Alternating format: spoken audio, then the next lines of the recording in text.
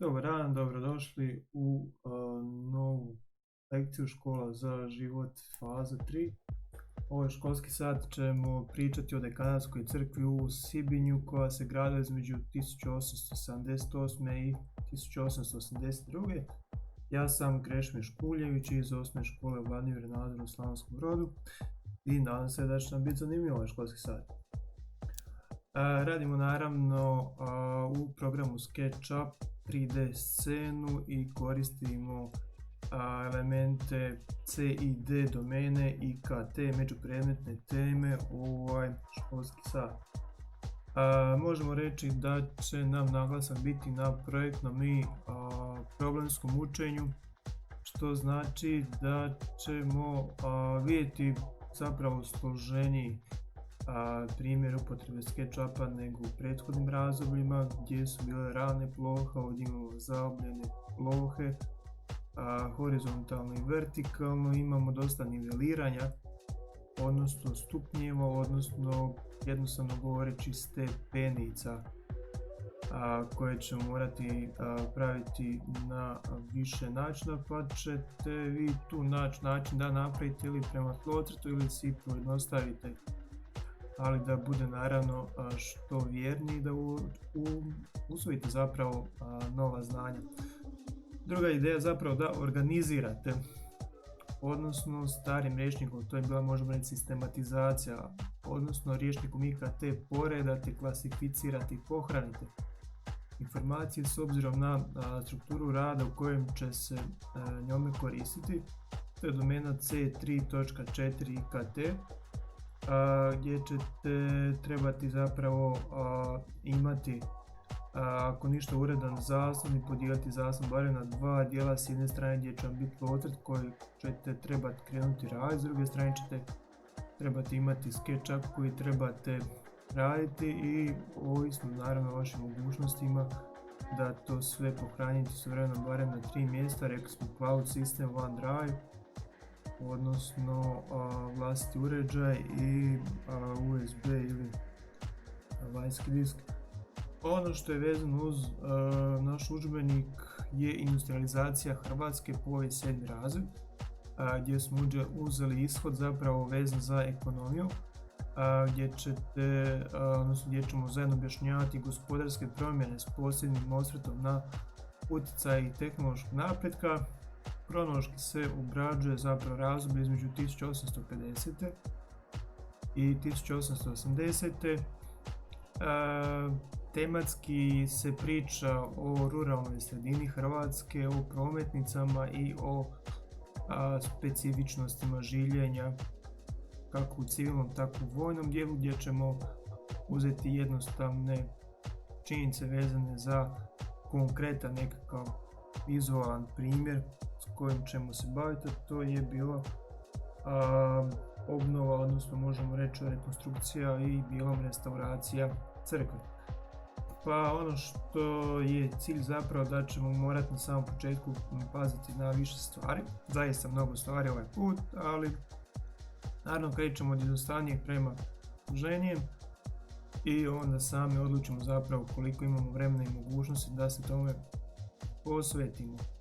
Prema tlocrt otprilike dužina je 23 metra, širina je 12 metara, a nakon tog tlocrta ima još pola središnji, odnosno oltar, koji ćete posebno vidjeti na tlocrtu. Visina tornja zaista impresivnih 27 metara, koji se naslanja na krov, samo ide 7 metara, nakon krova od 7 metara ide još zvonik koji je, možemo reći, doista specifičan. To je 7,3, zvonik ima 3 dijela, 3 polukružna dijela, ima stakleni dio, ima križ na vrhu, ima sat ugrađen sa na označavanje vremena na 6 mjesta i rimskim brojevima. Nešto o samoj gradnji i uzoru. S lijeve strane vidimo zapravo kako je to izgledalo, odnosno imamo u zborniku radova iz 80. godina u Gradskom knjižništvu u Slavonskom Brodu. Možemo pronaći taj znanstveni rad, strana udžbenik u tom zborniku je 414. Imamo 3 primjera gradnje. Prema strukturi, odnosno vidimo prema samom prozrtu, ova dekanatska crkva s kojom se bavimo, koji se također nalaze u Slavonskom Brodu, ali iz 1903. Ovo je nacrt iz 1954. Zadnja obnova je bila 2010. Traje još i dan danas. Vidimo da je bila trećeg reda, odnosno najveća je bila s obzirom na svoje karakteristike, bila je longitudinalna, odnosno dugačka, bila je troobradna, odnosno imala je središnji dio i dva bočna s obzirom na ukrašavanje pročelja. Počela se graditi, odnosno najstariji dio iz 1732. To je kapelica gdje je grb Marijana Terzića koji je sagradio njegov sin Petar od 1700 prilike 67. do 75. koliko je trajala gradnja. Nas zanima razdoblje između 1878. i 1882. gdje dolazi župnik koji je imao ideju koja je koštala, to je bila projekcija 7200 forinti, prikupljene 2240 forinti i krenuli su realizaciju. Vidimo novosti, jeftingu, oglas, javni natječaj, uključivanje javne uprave, izvođače radova, podizvođače radova, uključivanje cijele župe tog područja i etapno realiziranje tog plana koji je imao više varijanti, jedan dio na njemačkom jeziku i konačna izvedba bila 1882. godine. Ovdje možemo vidjeti koje su bile visine, vidimo rekonstrukciju 2012. kako izgledala, vidimo s desne strane prozor. Zašto je važno tema industrializacija? Zato što su mještani tog vremena skupljali jednu forintu je bila ideja po osobi, naravno nitko nikoga nije mogao prisiliti. U praksi se davala ta jedna forinta koliko je župnik molio, s obzirom da je bila velika važnost tog mjesta, odnosno važnost za to mjesto, širu okolicu, prvenstveno zbog činjenice da su u temeljima se nalazili zapravo kameni ostaci još iz srednjeg vijeka, tako kaže usmena predaja. S desne strane vidimo konkretan tlocrt s obzirom na prozore i vrata.